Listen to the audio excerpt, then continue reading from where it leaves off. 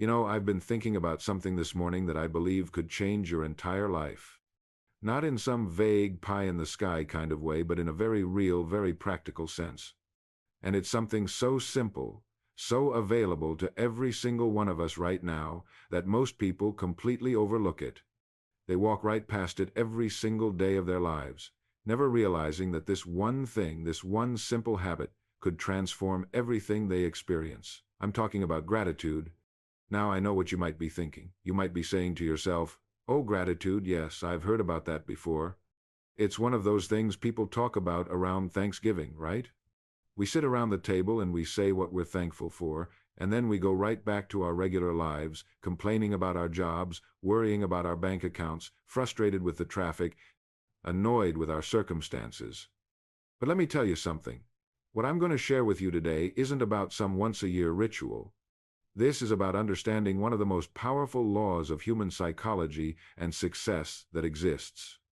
And when you truly understand this, when you make it a living, breathing part of your morning routine, it changes everything.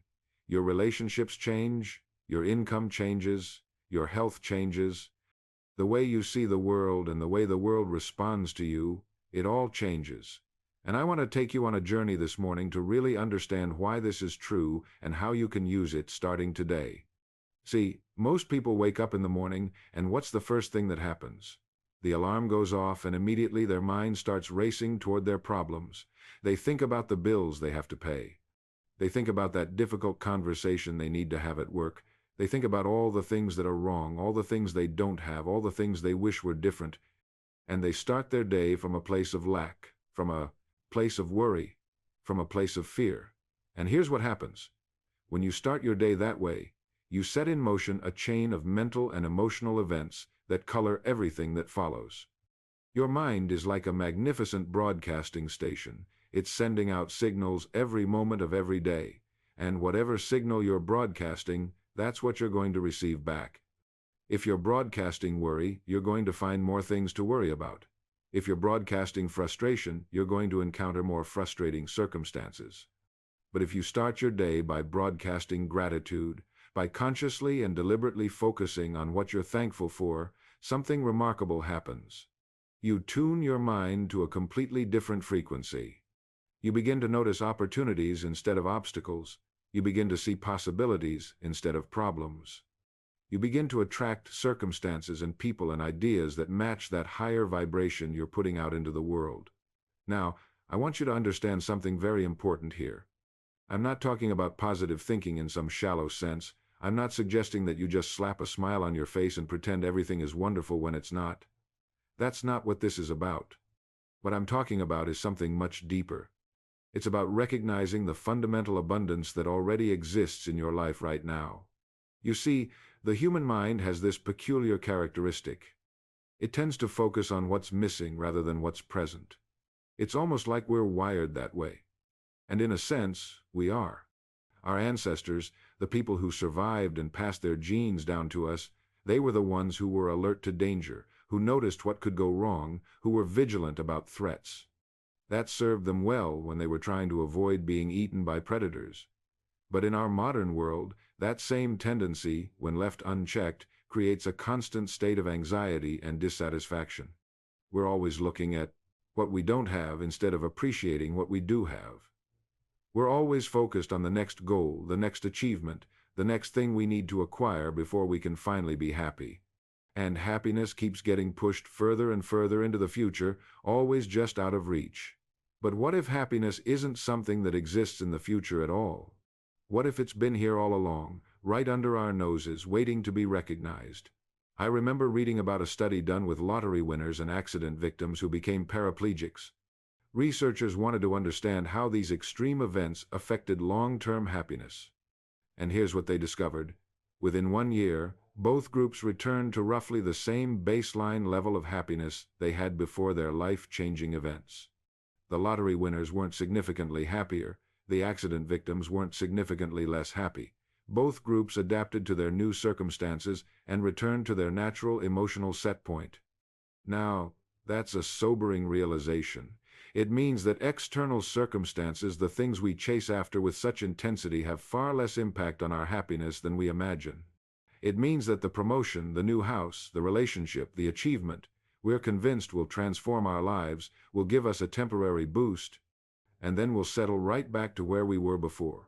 The Greeks had a word for this kind of treadmill, hedonic adaptation. It's the tendency of humans to quickly return to a relatively stable level of happiness despite major positive or negative events or life changes. We adapt. We normalize. What once seemed extraordinary becomes ordinary. What once felt like enough suddenly feels insufficient. So if external circumstances aren't the answer, what is? This is where Earl Nightingale's wisdom becomes revolutionary. He understood something that most people miss entirely. Happiness is an internal state that we cultivate through daily practice and conscious choice. It's not something we find, it's something we create.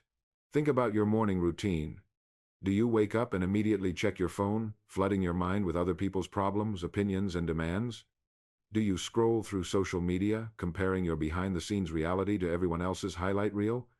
Do you turn on the news and fill your consciousness with stories of conflict, tragedy, and division? If so, you're programming yourself for discontent before your day even begins. Nightingale talked about the concept of input equals output. What you put into your mind determines what you get out of your life. If you fill your mind with negativity, comparison, and complaint, you'll experience a negative, comparative, complaining existence. If you fill your mind with gratitude, growth, and contribution, you'll experience an entirely different quality of life. Let me give you a practical example. Two people work at the same company, same position, same pay. One person wakes up dreading the commute, annoyed by their coworkers, counting down the hours until they can leave. The other person wakes up grateful to have meaningful work, appreciates the opportunity to collaborate with others, and finds satisfaction in contributing value. Same circumstances. Completely different experience. The difference isn't in what's happening, it's in how they've chosen to interpret what's happening. And here's the crucial point. Interpretation is always a choice. Always. We don't have control over what happens to us, but we have absolute control over what we make it mean. Viktor Frankl proved this in the concentration camps of Nazi Germany. He realized that between stimulus and response, there's a space, and in that space lies our freedom to choose our response. That choice, he said, determines our growth and our freedom. Most people don't exercise this choice consciously. They react automatically, based on conditioning, based on habits, based on patterns, established long ago. Someone cuts them off in traffic and they get angry. They receive criticism and they get defensive. They face a setback and they feel defeated. It's all automatic, unconscious, predictable. But what if I told you that every single one of those reactions is a choice? Not in some abstract philosophical sense, but in the most practical, immediate way imaginable. See, between the event and your response, there's a gap. It's tiny sometimes, just a fraction of a second, but it's there. And in that gap lies your power, your freedom, your entire future, really. Viktor Frankl discovered this gap in the most horrific circumstances imaginable in a Nazi concentration camp, where everything was stripped away except one thing: his ability to choose his response. He watched as some prisoners, facing identical circumstances, chose dignity, while others chose despair. Same situation, different responses, different outcomes. That gap, that space between stimulus and response, is where your programming can be interrupted. It's where you can step off the automatic track that's been laid down for you and choose a different direction entirely. But here's the thing most people miss. You can't interrupt a program you don't recognize. You can't change a pattern you're not aware of. This is why awareness is the first and most critical step. Start watching yourself, not with judgment, but with curiosity. When someone cuts you off in traffic, notice what happens inside you. When you receive an unexpected bill, observe your immediate reaction. When someone praises you, pay attention to where your mind goes next. Most people spend their entire lives looking outward, never realizing that the most fascinating show in the universe is happening right inside their own consciousness. They're so busy reacting that they never pause to notice they're reacting. I want you to become a scientist of your own mind. Start collecting data. What triggers you? What patterns keep repeating? What stories do you tell yourself about who you are and what's possible for you? Because here's something remarkable. The moment you truly observe a limiting pattern, it begins to lose its power over you. It's like turning on the lights in a room where shadows once seemed threatening. The shadows don't disappear, but they're revealed for what they truly are. Nothing solid, nothing real, just the absence of light. I've seen people break free from decades of conditioning in a single moment of clear awareness. Not because they used tremendous willpower or followed some complex technique, but simply because they really saw the pattern for what it was. And once you see it, you can't unsee it. Now, let me be clear. Awareness alone isn't enough. You also need intention. You need to decide with complete conviction that you're going to stop living on autopilot, that you're going to reclaim your power to choose. This isn't a casual decision. It's not something you can half commit to. It's like pregnancy. You can't be a little bit committed to conscious living. You either are or you aren't. And when you make that decision, when you genuinely commit to waking up from the trance of conditioning, something shifts. Opportunities you never noticed before suddenly appear. Patterns you couldn't break before suddenly loosen their grip. It's not magic, it's simply that you're finally paying attention. Think of your mind like a garden. For years it's been growing wild, seeds blown in by every wind, weeds taking root wherever they please. Your parents planted some seeds, your teachers planted others. Society scattered thousands more. And you've been living with whatever grew, thinking this wild, overgrown patch is just who you are. But you're not the garden, you're the gardener. And the moment you realize that, everything shifts. Because here's what nobody tells you. You don't have to clear the whole garden at once. You don't have to rip out every weed, replant every bed, and build a perfect paradise by sunset. That's not how transformation works. You start with one seed. Maybe it's a morning routine. 5 minutes of silence before the chaos begins. Maybe it's a decision to stop complaining for one day, just one, and notice how differently the world responds to you. Maybe it's reading 10 pages of something that stretches your mind instead of scrolling through something that shrinks it. One seed, one intentional choice. And here's the thing about seeds. They don't announce themselves. They don't explode into existence. They work quietly, underground, where nobody can see. For days, maybe weeks, nothing visible happens. And this is where most people quit. They plant the seed, wait 3 days, see nothing, and decide it didn't work. But beneath the surface, roots are forming. The seed is splitting open. Energy is gathering. The invisible work is happening. The only work that matters. I've watched this pattern repeat in every person I've studied who made a real change. They didn't transform overnight. They committed to the invisible inches. They watered the seed when nothing was blooming. They protected the small, fragile beginning when the world told them it was pointless. And then one morning, without warning, a shoot breaks through the soil. It's tiny, easy to miss, but it's there. Proof that something is growing, that the laws of cause and effect are as reliable in your life as they are in nature. Now you have a choice again. Most people, even when they see that first green shoot, still walk away. Because it's not impressive yet. It's not Instagram-worthy. It doesn't look like success. But the gardener knows better. The gardener sees that shoot and understands. This is the hardest part. This is where consistent care matters most. Because that fragile beginning is either nurtured into strength or neglected back into nothing. So you water it, you protect it. You don't compare your seedling to someone else's full-grown tree. You just tend what's in front of you, and something miraculous starts happening. That one small discipline, that one planted seed, begins to change the soil of your entire life. You start waking up earlier, and suddenly you have time to think. You start thinking clearly, and suddenly you make better decisions. You make better decisions, and suddenly opportunities appear that were always there, but you were too scattered to notice. One seed changes the garden. I've seen people transform entire careers from one seed, the decision to learn deeply instead of skim widely. I've seen marriages restored from one seed, the choice to listen before defending. I've seen health revolutionized from one seed, eating one real meal a day instead of processed chaos. The seed isn't complicated, it's just intentional. It's just you, the gardener, deciding what you want to grow. And here's the part that gives me chills every time I see it happen. Once you've grown one thing successfully, you can't help but plant another. Because now you know the truth that fear tried to hide from you. You're not powerless. You're not stuck. You're not the victim of your circumstances. You're the gardener. And the garden responds to your care. The weeds don't disappear immediately. The mistakes of the past don't erase themselves. But they matter less and less as the good things grow taller, stronger, more abundant. Eventually, the garden you want begins to crowd out the garden you inherited. And people notice. They'll ask you what changed. And you'll smile because you know the truth is almost too simple to say out loud. You planted a seed, then another, then another. You became the gardener. And that's when something extraordinary happens. The garden doesn't just grow, it begins to attract. Other gardeners notice.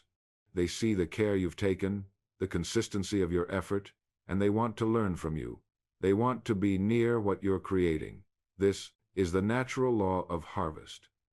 You don't have to chase opportunities when you've planted a magnificent garden. The opportunities come to you.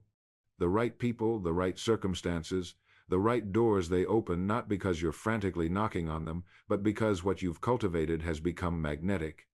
I've watched this happen again and again. The person who spends 6 months learning everything about their industry becomes the go-to expert. The person who dedicates an hour each morning to studying human psychology becomes the one everyone wants on their team. The person who patiently builds something of value while others are still complaining about the soil, that person inherits the harvest. But here's what most people miss in this process. The garden itself changes you. You don't become successful and then become disciplined.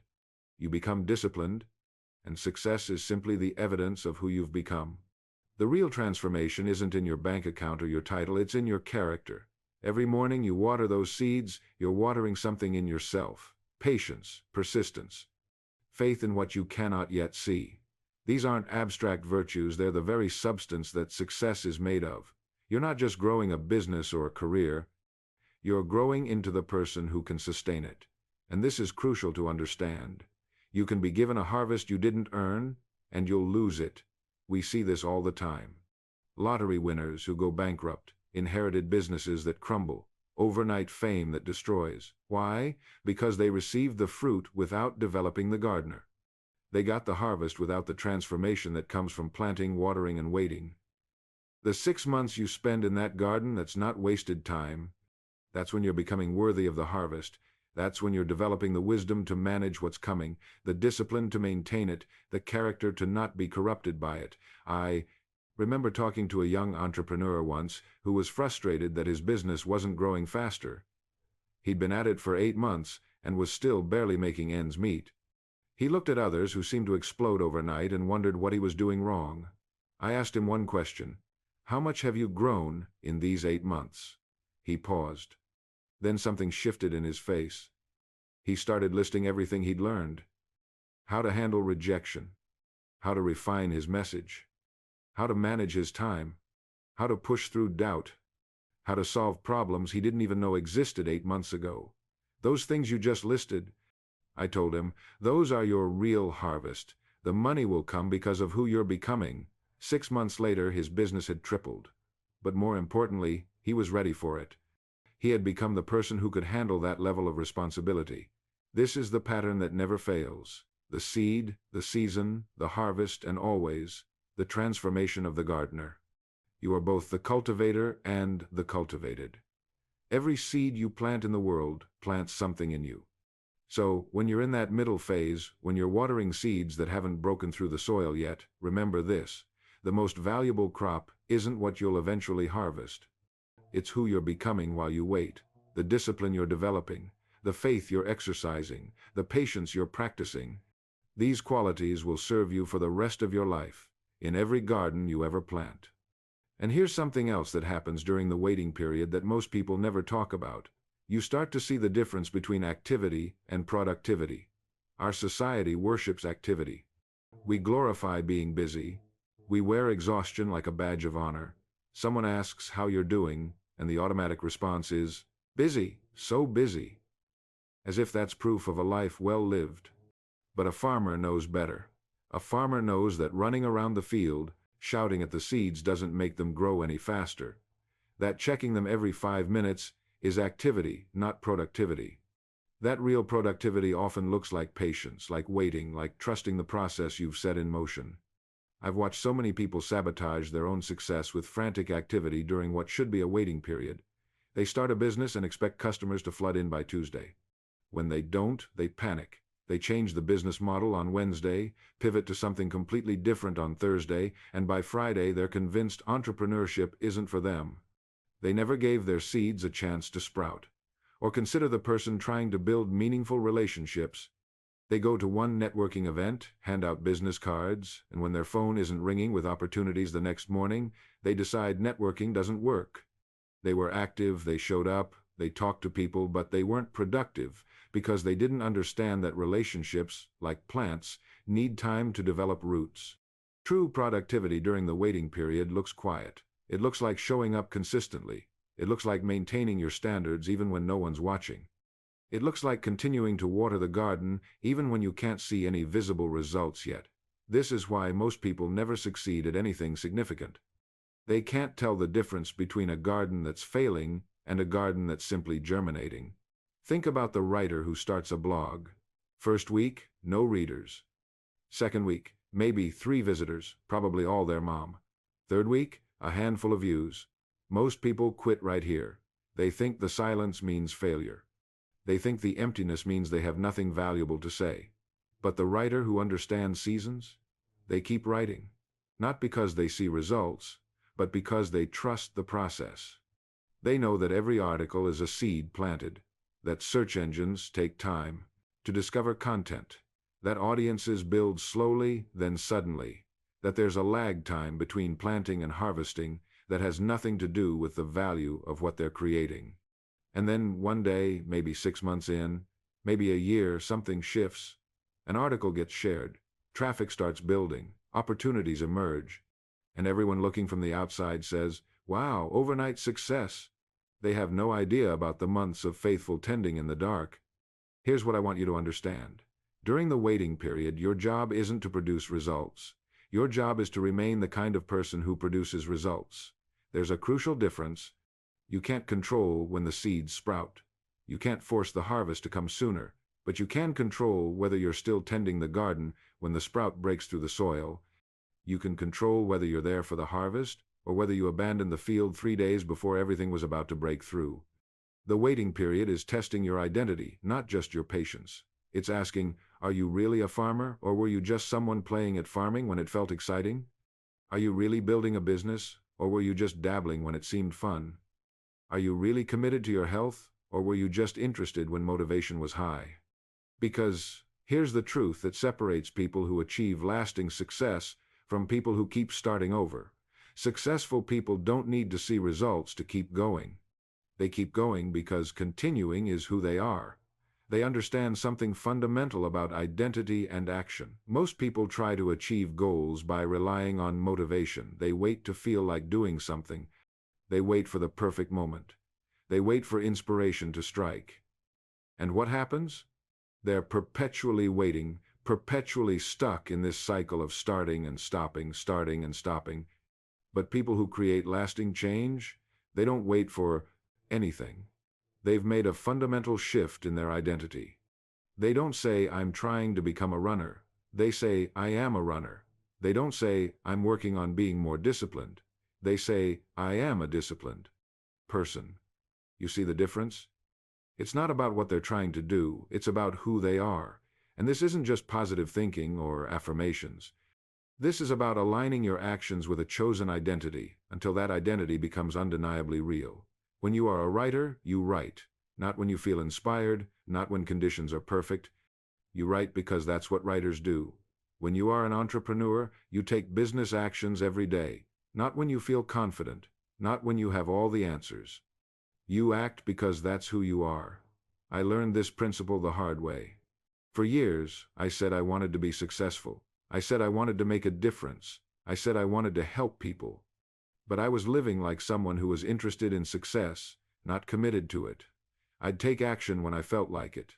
I'd work hard when things were going well. I'd push forward when I saw results.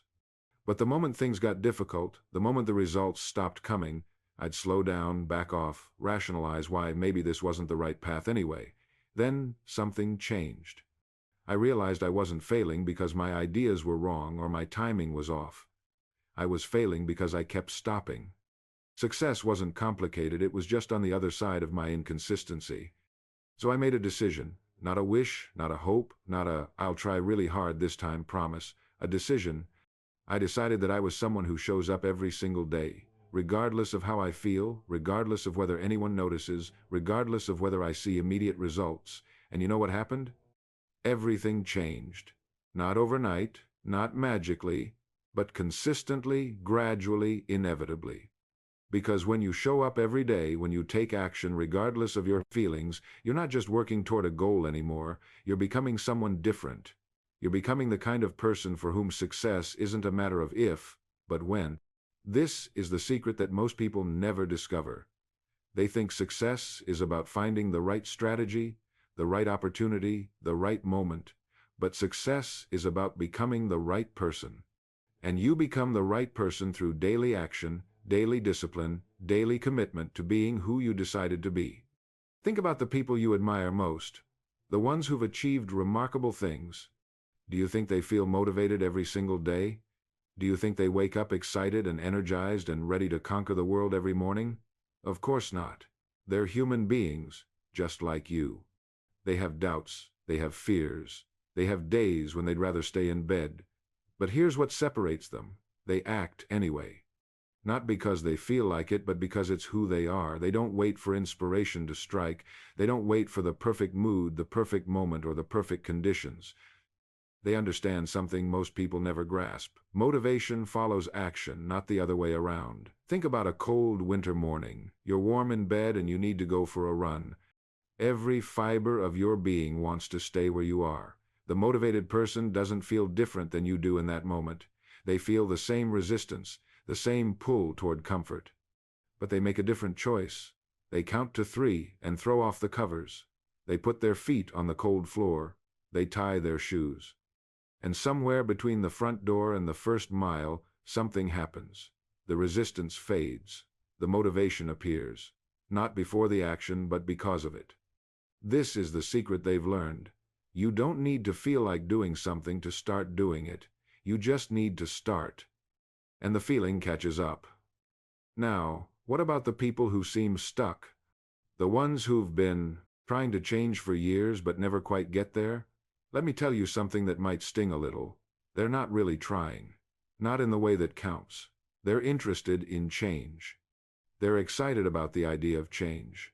They talk about change, read about change, plan for change. But they're not committed to change. And there's a universe of difference between interest and commitment. When you're interested in something, you do it when it's convenient. When you're committed, you do it no matter what. When you're interested, you come up with reasons why it won't work. When you're committed, you find ways to make it work. When you're interested, you accept excuses from yourself. When you're committed, you hold yourself accountable. I learned this distinction from a farmer I met years ago. He told me, the pig and the chicken both contribute to breakfast, but their level of commitment is different. The chicken's interested. It gives an egg. The pig's committed. It gives everything. Now, I'm not suggesting you need to sacrifice everything, but I am suggesting that real change requires real commitment, not casual interest. And here's what commitment looks like in practice. It's deciding, once and for all, that something is going to happen, not hoping it will happen, not trying to make it happen. Deciding it will happen, and then organizing your entire life around that decision. When you truly decide something, you cut off all other possibilities. You burn the boats. You don't leave yourself an exit strategy or a backup plan. You don't tell yourself, I'll try this for a while and see how it goes. You say, this is who I am now. This is what I do. There is no other option. The motivated person has made these kinds of decisions. They've decided they're someone who exercises 5 days a week. They've decided they're someone who writes every morning. They've decided they're someone who shows up on time, follows through on commitments, and does what they say they'll do. These aren't aspirations. These are decisions, and decisions don't require motivation. They require only execution. But let me address something that often gets overlooked in discussions about motivation and success. It's this. The motivated person also knows when to rest. They understand the difference between laziness and recovery. They know that sustainable progress requires periods of intense effort and periods of restoration. You see, there's a trap that many ambitious people fall into. They think motivation means going hard all the time, never stopping, never slowing down. They wear their exhaustion like a badge of honor. They brag about how little sleep they get, how many hours they work, how they never take a day off, and then they wonder why they burn out. But here's what nobody tells you about this hustle culture madness. It's not sustainable. It's not even productive. Study after study shows that beyond a certain point, more hours don't equal more results. They equal diminished returns, poor decision-making, and eventually, collapse. The human brain isn't designed to run at full throttle constantly. It needs rest. It needs recovery. It needs time to process, to consolidate, to make connections. That's not laziness, that's biology. The most creative insights, the breakthrough ideas, they don't come when you're grinding through your 18th hour at the desk. They come in the shower, on a walk, right before you fall asleep, when your mind finally has space to breathe. Look at the most successful people throughout history, and you'll find something interesting. They understood the value of rest. They built it into their routines deliberately. They knew that sustainable success requires rhythm, periods of intense focus followed by genuine recovery, not because they were soft, but because they were smart. Think about an athlete training for the Olympics. Do they train 24 hours a day, 7 days a week? Of course not. They train hard, yes, but they also rest strategically. They understand that muscles don't grow during the workout, they grow during recovery. The same principle applies to your career, your creativity, your entire life. But in today's world, we've somehow convinced ourselves that the rules of biology don't apply to us. That we can override our need for sleep with coffee and willpower. That we can skip meals, ignore our health, sacrifice our relationships, and somehow still perform at our best. It's delusional. And it's destroying people. I see it everywhere. People in their 30s with the stress levels of someone twice their age. Burnout has become an epidemic, not an exception. And still, the culture glorifies it. Still, we celebrate the CEO who sleeps 4 hours a night and works weekends. We make heroes out of people who are literally destroying themselves. Here's the truth that nobody wants to hear. Most of that frantic activity isn't even necessary. It's performative. It's people confusing motion with progress, busyness with importance.